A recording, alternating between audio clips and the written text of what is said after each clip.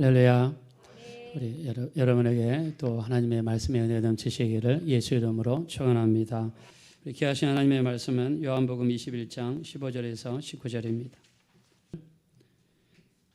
우리 다 같이 한번 교독하겠습니다. 제가 먼저 읽겠습니다. 그들이 조반 먹은 후에 예수께서 시몬 베드로에게 이르시되 요한의 아들 시몬아 네가 이 사람들보다 나를 더 사랑하느냐 하시니 이르되 주님 그러하나이다. 내가 주님을 사랑하는 줄 주님께서 아시나이다. 이르시되 내 어린 양을 먹이라 하시고 또 두 번째 이르시되 요한의 아들 시몬아 네가 나를 사랑하느냐 하시니 이르되 주님 그러하나이다. 내가 주님을 사랑하는 줄 주님께서 아시나이다. 이르시되 내 양을 세 번째 이르시되 요한의 아들 시몬아 네가 나를 사랑하느냐 하시니 주께서 세 번째 네가 나를 사랑하느냐 하심으로 베드로가 근심하여 이르되 주님 모든 것을 아시오매 내가 주님을 사랑하는 줄을 주님께서 아시나이다. 예수께서 이르시되 내 양을 먹이라. 내가 진실로 진실로 내게 이르노니 내가 젊어서는 스스로 띠띠고 원하는 곳으로 다녔거니와 늙어서는 내 팔을 벌리리니 남이 내게 띠띠고 원하지 아니하는 곳으로 데려가리. 다 하시겠습니다. 이 말씀을 하시면 베드로가 어떠한 죽음으로 하나님께 영광을 돌릴 것을 가르치심이러라. 아멘. 따라하겠습니다. 위로하시고 회복시키시는 다시 한번 하겠습니다. 위로하시고 회복시키시는 예수님을 본받읍시다. 네, 여러분에게도 위로하시고 회복시키시는 역사가 일어나게 되시기를 예수 이름으로 축원합니다. 오늘은 본문 요한복음 21장 말씀을 통해서 우리 예수님이 하시는 사역이 여러 가지가 있지만 그 중에서 이 땅에 오신 주된 목적 그것이 위로하시고 회복시키는 것이었다. 여기에 초점을 맞춰서 말씀을 나눴으면 좋겠고요. 또 우리는 예수님의 제자가 되기 위해서 예수님을 본받아야 되겠죠. 예수님께서 위로하셨던 것처럼 또 회복시키셨던 것처럼 여러분과 여러분의 가정에도 위로와 회복의 역사가 나타나게 되시기를 예수 이름으로 축원합니다. 자, 우리 오늘부터 사순절이 시작이죠.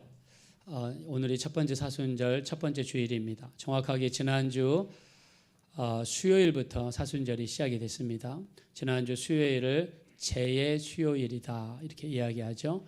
이스라엘 백성들이 회개하거나 금식을 할 때에 제 위에 앉거나 불에 타고 남은 재를 자기 머리 위에 뒤집어 씌우고 하나님 앞에 금식하거나 회개하는 경향이 있었습니다. 그래서 우리가 제의 수요일이라고 하는 것은 나의 모든 죄와 허물들을 하나님 앞에 내려놓고 회개하면서 내가 하나님 앞에서 얼마나 연약한가, 또 내 죄로 인하여 죽을 수밖에 없었던 우리들을 구원하기 위해서 이 땅에 오신 주님의 은혜를 생각하고 감사드리고 그분의 뜻대로 살려고 노력하면서 몸부림치는 기간입니다. 그래서 지난주 수요일부터 시작해서 우리 제2수요일이 시작됐고요. 사순절이 시작이 됐고요. 오늘은 사순절 첫 번째 주일입니다. 사순절은 부활절 전 40일 동안의 기간을 이야기합니다. 주일을 뺀 40일 동안의 기간이에요. 사순절 기간 동안에는 되도록이면 오락이라든가 쾌락이라든가 이런 것을 최대한 절제하고 우리 주님이 우리에게 베푸신 은혜에 집중하는 그런 기간이 사순절입니다. 그래서 사순절 기간 동안 십자가에 못 박히신 예수님 우리가 바라보고 묵상하고 또 우리에게 베푸신 주님의 은혜 또 깊이 있게 묵상하는 그런 절기인데요. 자, 우리 예수님이 이 땅에 오신 것 자체가 우리 모든 인류에게 위로와 소망이 되었습니다. 자, 우리 주님이 이 땅에 오신 것이 우리에게 위로와 소망이 되었다고 우리 믿어주시면 한번 다 같이 아멘 하겠습니다. 자, 우리 옆에 분들한테 한번 서로 한번 고백해 볼까요? 예수님이 이 땅에 오심이 우리에게 위로와 소망이 되었습니다. 한번 서로 고백해 보겠습니다. 네, 예수님의 이 땅에 오심이 우리에게 위로와 소망이 되었습니다. 우리 참고 구절을 보면요, 누가복음 2장 10절에 보면 보라 모든 백성에게 미칠 큰 기쁨의 좋은 소식을 너희에게 전하노라. 이 밤이 새도록 양들을 치고 있는 목자들에게 천사들이 나타나서 전했던 말입니다. 보라, 온 백성에게 미칠 큰 기쁨의 좋은 소식을 너희에게 전하노라. 예수님이 이 땅에 오시는 것을 큰 기쁨의 좋은 소식이라고 표현했습니다. 그래서 우리 주님이 이 땅에 오신 것은 슬픔을 주러 오신 것이 아니라 우리에게 기쁨을 주러 오셨다라고 믿으시면 다 같이 아멘 하겠습니다. 그래서 큰 기쁨의 좋은 소식, 기쁨도 좋은 것이고 좋은 소식도 좋은 것인데 두 번이나 강조한 것은 예수님이 이 땅에 오심이 우리에게 위로가 되고 소망이 된다는 것을 말씀하시는 줄로 믿습니다. 또 우리 이사야서 9장 2절에 보니까 흑암에 행하던 백성이 큰 빛을 보고 사망의 그늘진 땅에 거주하는 자에게 빛이 비쳤다라고 이야기했습니다.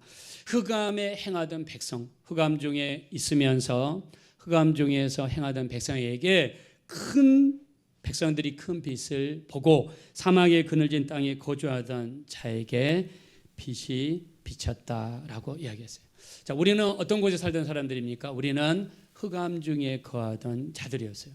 흑암 중에 거하면서 우리의 허물도 보지 못했고 죄도 보지 못했고 우리 흑암 속에서 살고 헤매다가 우리가 딱 죽었을 때 우리가 육체를 입고 살면서 지었던 수많은 죄의 결과로 인하여 우리는 심판받을 수밖에 없는 존재들이었으나 예수님이 이 땅에 오셔서 나를 대신하여 십자가에 죽으셨고 그분이 흘리신 보혈을 의지하는 자에게 제3의 역사가 일어나서 이제는 누구든지 예수님으로 말미암아 천국 갈 수 있는 이 길을 우리 주님이 열어주신 줄로 믿습니다. 우리 믿어주시면 다 같이 아멘 하겠습니다. 그래서 이사야서 9장 2절에는 흑암에 행하던 백성들이 큰 빛을 보았고 사망의 그늘진 곳에 거하던 자들에게 빛이 비쳤다라고 이야기했습니다. 우리는 사망의 그늘진 땅에 거주하던 사람들입니다. 히브리서 2장 14절과 15절을 보니까 그가 혈과 육으로 함께 우리와 함께 거하심은 죽음으로 말미암아 죽음의 세력을 잡은 자 마귀를 없이 하시며 죽기를 무서함으로 일평생 매여 종로를 타는 자들을 놓아주려 하심이라 그랬습니다. 우리는 예수 믿기 전에 우리는 죽기를 두려워했던 사람들이에요.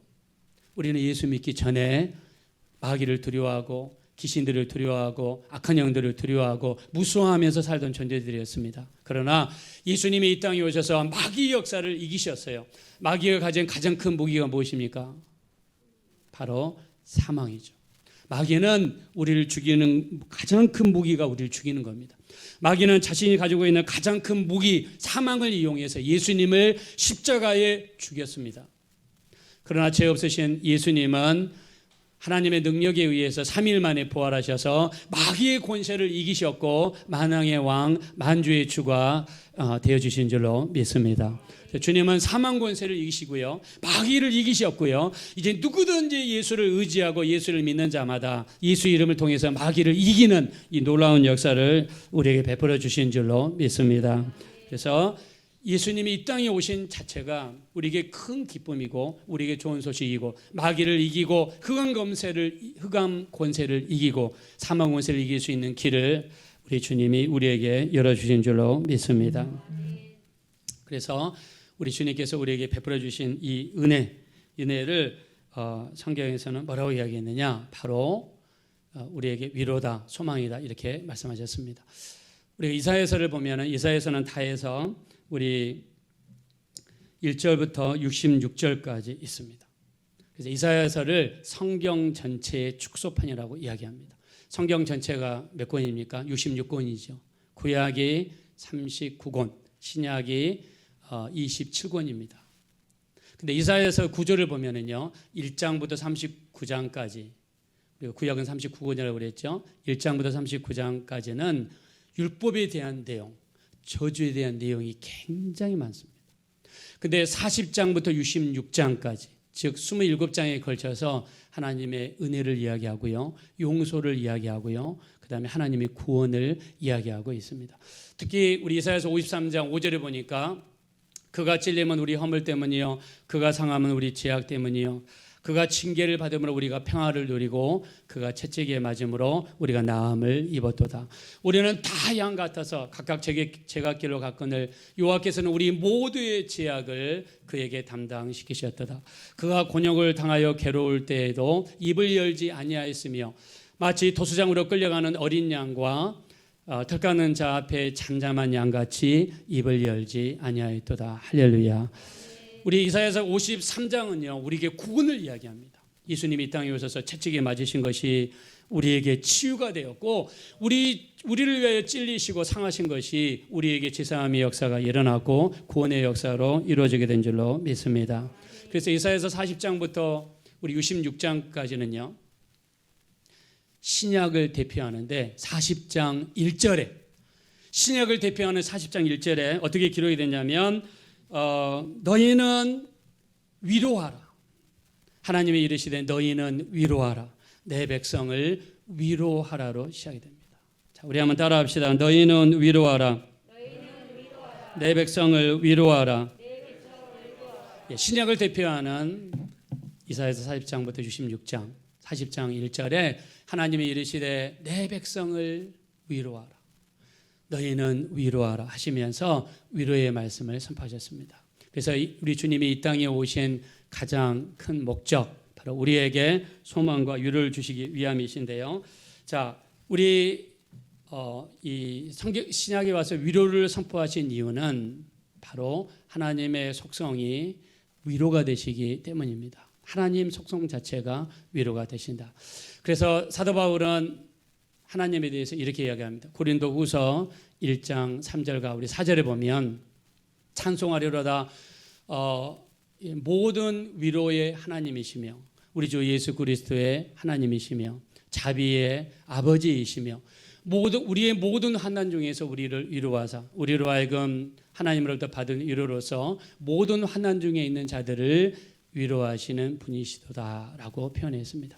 하나님의 속성이 뭐냐면 위로입니다. 하나님 어떻게 위로하십니까? 모든 위로의 하나님이시라고 고린도후서 1장 3절 4절에 말씀하셨습니다.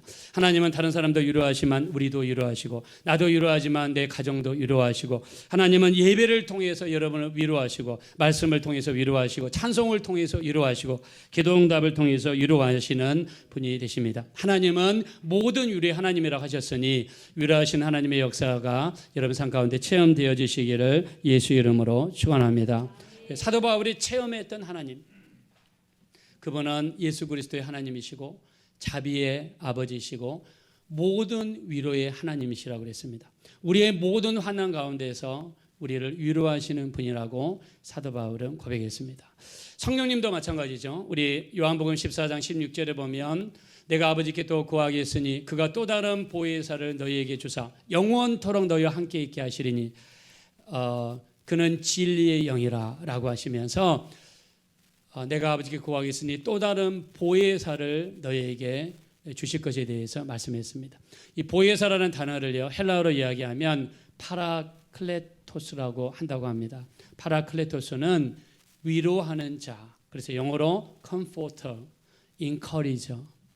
그래서 이 보혜사라는 뜻은 위로하시는 분, 우리를 격려하시는 분 이런 뜻을 가지고 있습니다. 그래서 위로라든가 격려는요 하나님의 속성에 속하는 것을 우리가 알 수 있습니다. 이 성령님의 역사도 성령님의 역사 속에도 위로와 격려의 그런 의미가 있는 것을 알 수 있습니다. 오늘 본문을 통해서 우리 예수님이 위로하는 장면을 볼 수가 있는데요.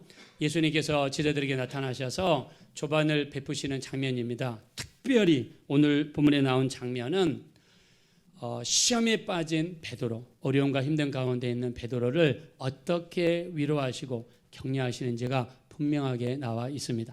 자, 우리가 잘 아는 것처럼 베드로는 12명의 제자 중에서 수제자라고 하는 사람이죠. 수제자가 됐다는 것은 그 정도로 뛰어나고 또 믿음도 좋고 여러 가지 방면에서 훌륭하다라고 이야기할 수 있습니다. 우리가 누가복음 5장 5절에 보니까 예수님께서 베드로에게 나타나시죠. 베드로는 밤이 맞도록 고기를 잡았어요. 베드로는 갈릴리 호수에서 잔뼈가 굵은 사람입니다. 1년 중에서 어느 달에 어디에 또 하루 중에서 몇 시간대에 어디에 고기가 많은지를 너무나 잘 아는 사람이에요. 근데 밤이 맞도록 고기를 잡았어요. 한 마리도 잡지를 못했습니다. 아침에 일찍 주님이 나타나셔서 그런 베드로에게 말씀하십니다. 깊은 데로 가서 그물을 내려 고기를 잡으라고 말씀하시죠. 자, 베드로는 자기의 경험을 주장하면 예수님의 제안을 거절할 수 있습니다. 모르는 소리입니다. 내가 밤이 맞도록 가장 고기를 많이 잡을 수 있는 시간대에 가장 좋은 장소에서 고기를 잡으려고 노력했습니다. 당신 하시는 말은 지금 모르는 소리입니다라고 거절할 수 있어요. 베드로의 위대한 점은 주님을 보니까 평범한 분 같지가 않아요. 그러니 이렇게 고백하죠. 내가 밤이 맞도록 수고하였으되 잡은 것이 없지만은 말씀에 의지하여 그물을 내리리이다 라고 하면서 배를 다시 깊은 곳으로 들어가 그물을 내려서 고기를 잡는 순간에 그물이 찢을 정도로 2배 가득하게 잡히는 기적을 체험했습니다. 자, 이 기적을 체험한 다음에 베드로는 어떻게 합니까? 예수님 앞에서 무릎을 꿇고 주님, 나는 죄인입니다. 나를 떠나소서라고 고백하면서 자기가 죄인 된 것을 예수님 앞에 고백했습니다. 자기의 어떤 경험이라든가 이론을 따르지 아니하고 말씀을 순종했던, 예수님 말씀에 순종했던 베드로의 좋은 모습을 볼 수가 있죠. 또 우리가 마태복음 16장 16절에 보면요, 예수님께서 제자들에게 물어보시죠. 너희는 나를 누구라고 하느냐? 그때 베드로가 어떻게 대답합니까? 주는 그리스도시요 살아계신 하나님의 아들이십니다 라고 고백함으로써 예수님의 가장 마음에 드는 고백을 예수님께 올려드렸습니다. 이런 사람이 베드로였어요. 또 우리가 마태복음 26장 51절에 보니까요, 겟세마네 동산에서 예수님이랑 같이 기도를 하고 있는데 로마의 병사들이 들이닥쳤습니다. 예수님을 포박합니다. 그리고 끌고 예수님을 가려고 합니다. 이때 베드로가 어떻게 하죠? 그 자리에서 일어나서 칼을 빼가지고 대제사장의 종이었던 말고의 귀를 내리쳤습니다. 아마 베드로가 이렇게 한 것은 나름 저항을 했던 것 같습니다. 그때 주님께서 가시다가 멈추시고 되돌아보시면서 떨어진 귀를 집으신 다음에 그 종의 귀에다가 다시 붙여주시면서 고쳐주시죠. 귀가 붙으면서 깨끗함 받았습니다. 주님이 말씀하시죠. 마태복음 26장 52절에 칼을 가지는 자는 칼로 망하리라고 말씀하시면서 주님께서 순수하게 끌려가시죠. 자, 근데 베드로는 주님을 따라갔습니다. 따라가면서 주님께서 문초를 받으시는 것을 봤습니다. 분위기를 보니까 예수님이 이제는 못 나오실 것 같습니다. 꼼짝없이 붙잡으셔가지고 돌아가실 것 같습니다. 이때 베드로는 굉장히 큰 두려움을 느꼈던 것 같아요. 주님은 2번이나 말씀하셨죠. 너희가 나를 팔리라. 너희가 나를 부인하리라. 나를 버리리라. 이때 베드로는 어떻게 고백합니까? 베드로는 전혀 미래를 알지 못했던 베드로는 모든 사람이 주를 버릴지라도 나는 결코 주를 버리지 않겠습니다 라고 주님 앞에 고백했습니다. 또 모든 사람이 주를 부인할지언정 나는 주를 부인하지 않겠습니다. 이렇게 12제자 앞에서 호언장담했던 사람이 베드로입니다. 그러나 막상 주님이 끌려가시고 문초를 당하시고 분위기를 보니까 주님이 돌아가실 것 같아요. 이때 베드로는 예수님을 한 번만 부인한 것이 아니라 3번을 부인했습니다. 우리가 성경에서 부인하는 것은 굉장히 무서운 죄입니다. 여러분들도 만약에 믿지 않는 사람들 속에 있다가 예수를 믿습니까? 당신 교회를 다닙니까? 이런 질문을 받았을 때 여러분 어떻게 대답하겠어요? 강하고 담대하게 저 교회 다닙니다. 저 예수 믿는 사람입니다. 저 예수 믿기 때문에 술을 먹지 않습니다. 저 예수 믿기 때문에 담배를 피지 않습니다. 저 예수 믿기 때문에 그런 장소를 갈 수 없습니다. 만약 이렇게 우리 강하게 담대하게 얘기할 수 있어야 되는데 만약 어정쩡한 태도를 취하거나 예수를 부인하거나 그러면 그건 큰 죄가 되죠. 마태복음 10장 32절 33절을 보니까 누구든지 사람 앞에서 나를 부인하면 하늘에 계신 내 아버지 앞에서 그를 부인하리라. 누구든지 사람 앞에서 나를 시인하면 나도 하늘에 계신 아버지 앞에서 그를 시인하리라고 주님이 말씀했습니다. 그래서 부인하는 죄는요 굉장히 무섭고 큰 죄입니다. 베드로는 예수님을 한 번만 부인하는 것이 아니라 3번 부인했어요. 자, 템플턴 상은요, 종교계의 노벨상이라고 불리는 상이에요. 뭐 과학에도, 의학에도, 뭐 물리에도, 뭐 화학에도 수많은 노벨상이 있죠. 근데 왜 종교계에는 노벨상이 없냐 하면서 만들어진 게 1972년에 이 템플턴 상이 만들어졌습니다. 템플턴 상 첫 번째 수혜자가 테레사 여사라고 합니다. 두 번째는 빌리 그램, 그 다음에 전 세계 선교단체 CCC라는 선교단체가 있죠. 여기 빌 브라이트 목사님, 이런 기사장 같은 목사님들이 받았던 상이 템플턴 상이에요. 근데 우리나라에서는 한경직 목사님이 이 상을 받았어요. 독일에서 상을 받아가지고 오셨습니다. 그래서 축하하는 예배가 이 63빌딩에서 열렸습니다. 그때 각 교회에 내노라 하신 목사님들이 다 모였다고 그래요. 앞에 나와서 이렇게 설교를 하시는데 한경진 목사님이 처음부터 끝까지 했던 말은 제가 주님 앞에 잘못했습니다. 제가 일제시대 때 해서는 안 되는 짓을 했습니다. 그게 바로 신사참배를 했습니다. 신사참배를 국민의례라고 포장하고 나만 있을 뿐만 아니라 교인들도 하게 만들었습니다. 나는 이 상을 받을 수 있는 자격이 안 됩니다 하면서 한경진 목사님이 모든 설교 처음부터 끝까지 하셨던 말씀이 제가 잘못했습니다. 주님을 부인했습니다. 큰 죄를 지었습니다. 이 내용을 처음부터 끝까지 하셨습니다. 자, 사람들 앞에서 예수님을 부인한다는 것, 여러분 이게 얼마나 양심에 부담이 되고 얼마나 무거운 짐이 되는지 모릅니다. 여러분들은 앞으로 남은 시간 동안 주님 앞에 갈 때까지 어떤 일이 있어도 예수님을 시인하게 되시기를 예수 이름으로 축원합니다. 어떤 일이 있어도 예수를 부인하시면 안 돼요. 누구든지 사람 앞에서 나를 부인하면 하늘에 계신 아버지 앞에서 그를 부인할 것이요, 누구든지 사람 앞에서 나를 시인하면 하늘에 계신 아버지 앞에서 그를 시인하리라고 주님이 말씀했습니다. 우리가 이 땅에서 열심히 신앙생활 하다가 하늘에 올라갔어요. 근데 주님께서 내가 너를 모른다 그러면 여러분 얼마나 큰 낭패겠습니까? 베드로는 예수님을 한 번만 아니라 3번 부인했습니다. 근데 그 부인하는 양상을 보니까요, 마태복음 26장 70절에 보니까 첫 번째 부인할 때는 그냥 부인했습니다. 72절에 보니까 맹세하면서 부인했습니다. 74절에 보니까 저주하면서 맹세하면서 예수님을 부인했어요. 왜 예수님을 그냥 부인하는 게 아니라 저주하면서 맹세까지 하면서 부인했을까요? 자기 살기 위해서. 내 말하는 걸 믿어주세요. 내가 말하는 게 진실입니다. 강조하기 위해서 저주하면서 맹세하면서 자기 살기 위해서 예수님을 부인했습니다. 자, 세 번째 부인하는 순간에 우리 누가복음에 보면 예수님의 눈과 베드로의 눈이 마주쳤습니다. 그때 베드로는 예수님의 눈을 마주치는 순간에 예수님께서 하신 말씀이 생각났습니다. 닭이 울기 전에 네가 나를 3번 부인하리라, 그 말이 생각나서 예수님과 눈이 마주치는 순간에 밖에 나가서 한없이 통곡하면서 울었다고 그랬어요. 자기 살기 위해서 예수님을 부인해야 되는 3년 동안 따라다녔습니다. 자기를 수제자 만들어주신 분입니다. 우리 주님은 대교 다니면서 수많은 기적을 보여주신 분이십니다. 근데 사람은요, 한순간에 자기 혼자 살겠다고 부인하는 것이 바로 사람입니다. 베드로도 자기 자신을 믿을 수가 없었어요. 왜요? 부인하기 전에 뭐라고 했습니까? 모두 주를 버릴지라도 나는 주를 버리지 않겠습니다.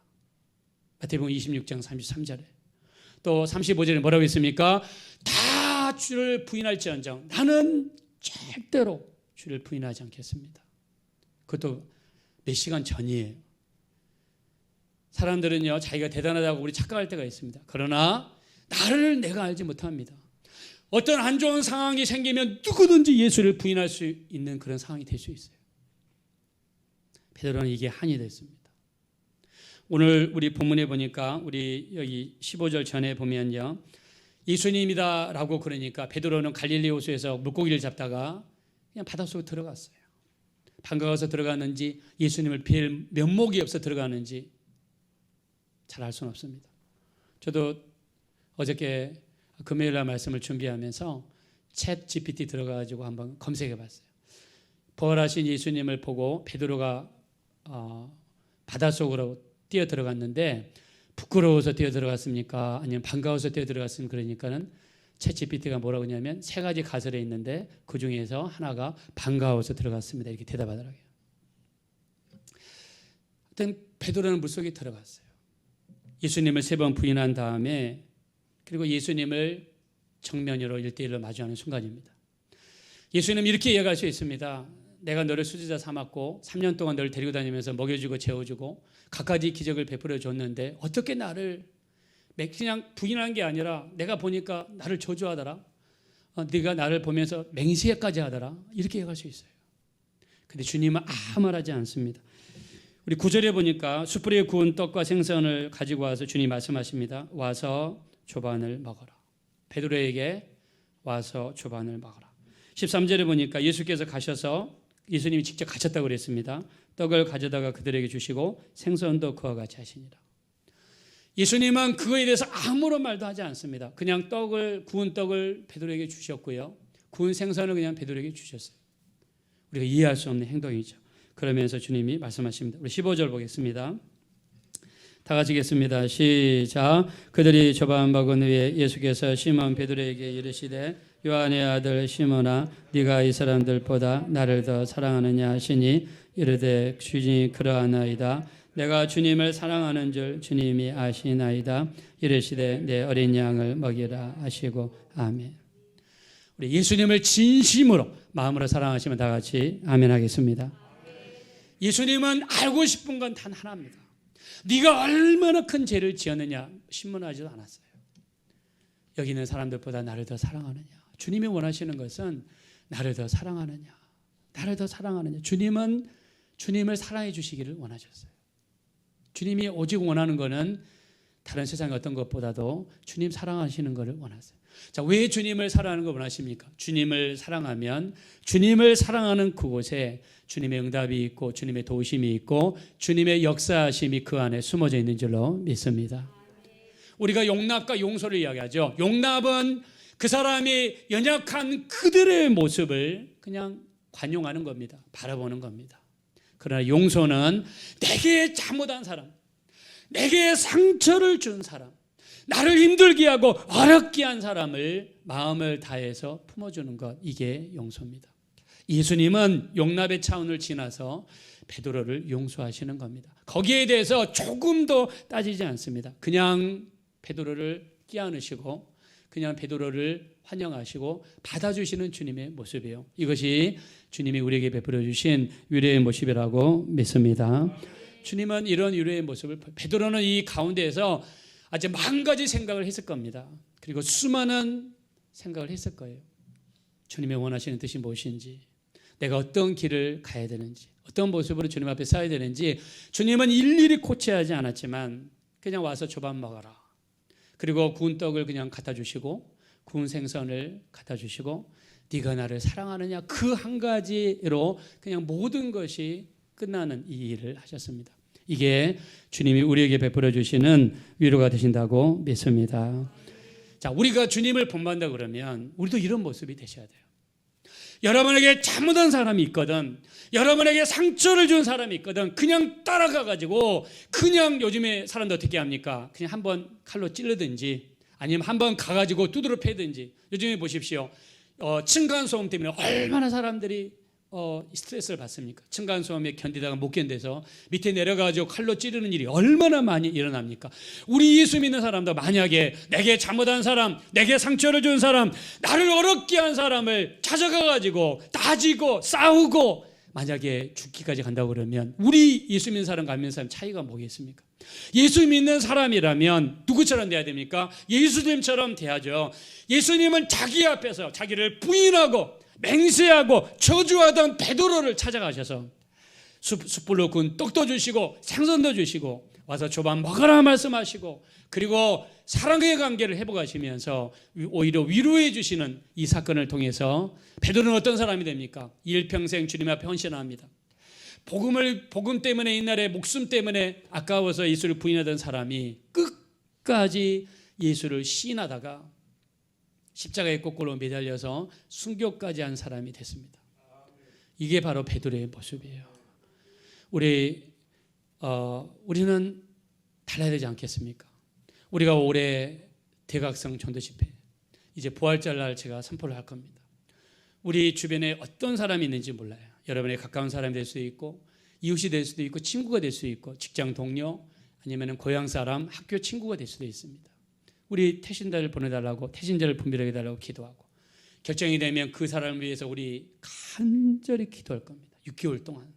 그리고 간간히 만나서 밥도 먹고 우리 친교도 쌓고 그러면서 이런 신뢰관계를 쌓은 다음에 죽기를 인도하는 이 대장전 6개월을 우리가 부활절부터 10월 8일까지 우리가 할 건데요. 우리가 이렇게 하기 위해서는 우리에게 선결 조건이 뭐냐면 우리 마음속에 얽히고 섞인 마음을 풀어버리고 내가 주님처럼 용서하고 주님처럼 위로하는 사람으로 바뀌게 된다면 우리 주님께서는 놀라운 역사를 반드시 베풀어 주실 줄로 믿습니다. 이게 바로 위로와 격려의 힘입니다. 그래서 아까 우리 이사야서 40장 1절 하나님이 이르시되 너희는 위로하라. 내 백성들을 위로하라. 명령을 주셨어요. 신약을 상징하는 이사야서 40장부터 66장 처음 시작하는 구절이 너희는 위로하라. 우리는 찾아가서 위로하는데 어떻게 위로합니까? 주님처럼 하면 되는 겁니다. 용서해주고 따지지 않고 그냥 같이 밥 먹고 같이 서로 신뢰관계를 형성하고 서로 예수님이 주신 우리에게 명령 내가 너에게 새 계명을 주노니 너희는 서로 사랑하라. 사랑의 마음으로 나간다 그러면 놀라운 역사가 반드시 나타나게 될 줄로 믿습니다. 말씀을 준비하면서 제가 수잔 보일에 대한 이야기를 들었습니다. 수잔 보일이라는 여사는요 2009년도에 영국 Britain's Got Talent 줄여서 BGT라고 그러죠. 우리나라 말로 번역하면 영국 장기 자랑입니다. 2009년 영국 장기 자랑에 나가서 일반인들도 입상하기 힘든데 여기에서 입상했을 뿐만 아니라 결승전까지 진출한 분이 수잔 보일 여사입니다. 이분은요 태어날 때 탯줄이 꼬이면서 뇌 산소가 공급하는 게 줄어들어가지고 뇌 산소가 공급이 되지 못했습니다. 그래서 이분에게 생긴 게 아스퍼거 신드롬이라고 그런다고 해요. 아스퍼거 신드롬에 걸렸는데 이 아스퍼거 증후군은요 대인관계를 못한답니다. 다른 사람과 어울리지 못하고 말도 잘 못하고 사귀지를 못한답니다. 늘 혼자 지내기를 좋아하고요. 거기에다가 이 인지력과 언어 능력이 현저하게 떨어져 가지고 잘 사람들과 어울리지를 못한다는 거예요. 학교에 다니면서 말도 어눌하고 그다음에 이분 외모를 보면 머리도 곱슬하고 얼굴도 그렇게 뛰어난 외모도 아니고 완전히 아줌마 중에 아줌마인데요. 학교에서 가는 때마다 왕따를 당하고 사람들로부터 따돌림을 당했습니다. 근데 이런 모습을 바라볼 때마다 그의 어머니를 이렇게 하겠다고 그래요. 수잔아, 너는 하나님이 주신 가장 아름다운 목소리를 가지고 있단다. 너는 절대 기죽지 말고 열심히 노래 연습을 하면 언젠가는 모든 사람이 알아주는 그런 가수가 될 수 있을 거란다 라고 하면서 끊임없이 자기 딸을 위로하고 격려해주고 했답니다. 어머니가 2007년도에 돌아가셨는데 돌아가시면서 유언을 했습니다. 수잔아, 한번 영국 장기자랑 브리튼스 갓 탤런트에 한번 나가보도록 하여라. 그래서 나가는 준비하는데 2년의 기간이 걸렸어요. 그래서 2007년에 어머니가 돌아가시고 2009년에 이분이 출전을 했는데요. 여기서 대박이 났습니다. 자, 우리 한번 아마 보신 분들도 계실 텐데 한번 우리 한번 잠깐 다 아시는 것일 수도 있으니까 보고 한번 지나가겠습니다.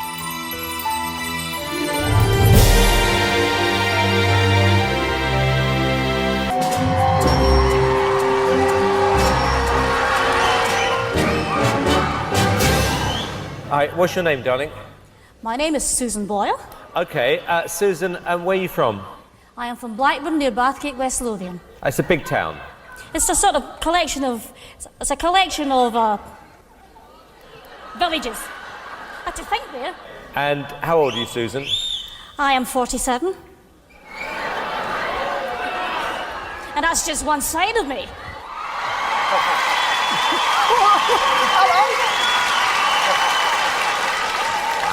Okay, what's the dream? I'm trying to be a professional singer. And why hasn't it worked out so far, Susan? I've never been given the chance before, but here's hoping it'll change. Okay, and who would you like to be as successful as? Elaine Page. Elaine somebody like Page. that. What are you going to sing tonight? I'm going to sing I Dreamed a Dream from Les Miserables. Okay. Big song. Yeah? Yes.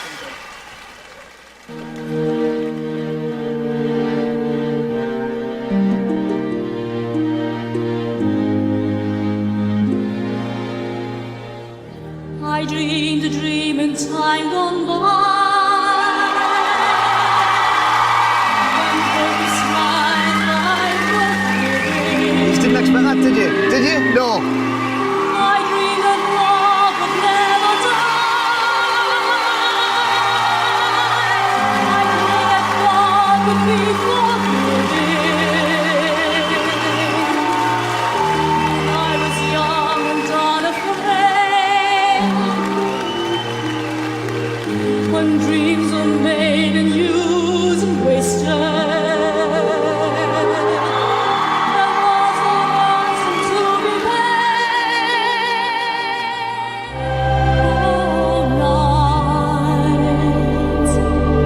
All night divine.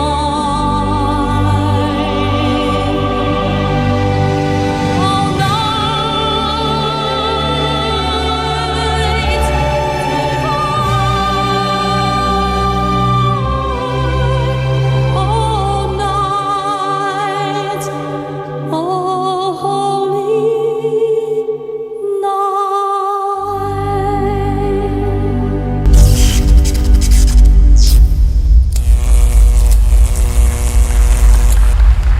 네, 이분이 영구 장기자랑에 나가가지고요. 이 불렀던 노래가 I Dreamed a Dream. 나는 한 가지 꿈을 꿨습니다인데 이게 그 레미제라블 뮤지컬에 나오는 노래라고 그래요. 하나님이라는 단어가 나오더라고요. 그래서 제가 그 하나님이라고 이렇게 표시를 했는데 아까 우리 Holy Night, Night Divine, 거룩한 밤 이런 찬양 불렀는데 이분이 이 영구 장기자랑에 나가서 불렀던 이 노래를 포함하여 앨범을 냈는데 이 앨범이 2천만 장이 팔렸습니다. 2천만 장. 그리고 여러분 처음에 나온 거 보면은 옷도 아줌마고 그냥 머리카락도 막 그 곱슬머리고 얼굴도 그랬는데 지금 나중에 막 엄청나게 바뀌었잖아요. 그러니까 이분은 원래 이렇게 아스퍼거 증후군을 앓으셔가지고 모든 게 발전이 느린 사람이고 그 다음에 이 언어 능력도 형편없는 사람인데 이분이 이런 결과를 낼 수 있는 것은 그 어머니의 격려입니다. 한 사람의 격려와 위로가 이렇게 사람을 바꿀 수가 있습니다. 할렐루야. 자, 우리 하나님께서 하시는 위로도 마찬가지죠. 우리 이 수잔 보이라는 여사는요, 사람들의 편견, 왜곡된 시설을 다 물리치고 또 장애자로서의 그 어떤 한계도 이기고 이 모든 것을 이길 수 있던 게 뭡니까? 바로 그 어머니의 위로입니다. 그러니까 우리가 예수 믿는 사람들은요, 우리 말이 생명이 있다고 그러죠. 자, 우리 입에서 나오는 말이 자꾸 다른 사람을 판단하거나 정죄하거나 또 다른 사람이 안 좋은 이야기를 하게 되면 우리 생명이 입술이 될 수가 없죠. 영혼을 살리고 또 나를 살리고 내 가정을 살리기 위해서는 우리 입술이 생명의 입술이 되어야 될 줄로 믿습니다. 자, 우리 입술이요, 위로와 생명을 전달하는 입술이에요. 우리 하나님도 마찬가지죠. 우리 하나님도 절망 가운데 있는 우리를 구원해내시고 낙심하는 자에게 힘을 주시고 상처받은 자를 치료하시는 이 역사가 뭐냐면 바로 하나님의 위로입니다. 우리 주님을 만나는 사람마다 어떤 역사가 나타났습니까?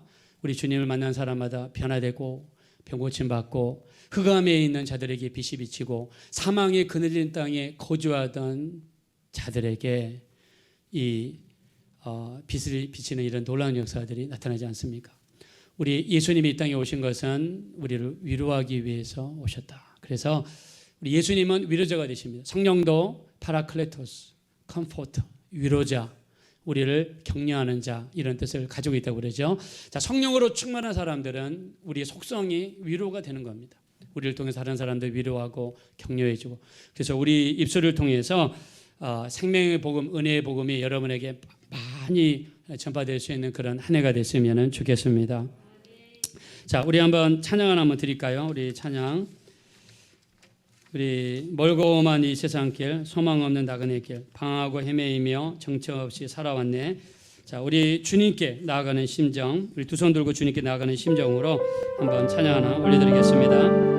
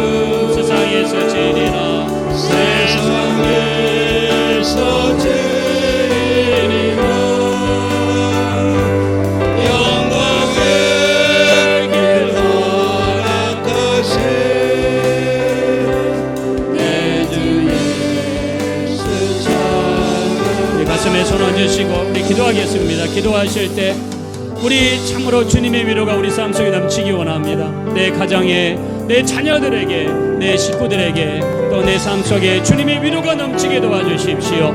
우리도 밖에 나가서 다른 사람을 용서하고 다른 사람을 위로하고 다른 사람을 세워주는 우리 주님을 닮을 수 있는 우리가 되게 해주시고, 우리를 통해서 많은 사람들이 위로받고 격려받고 많은 사람들이 세워질 수 있도록 도와주십시오. 우리 합심으로 기도하겠습니다. 돌아오시고 아버지 하나님, 진심으로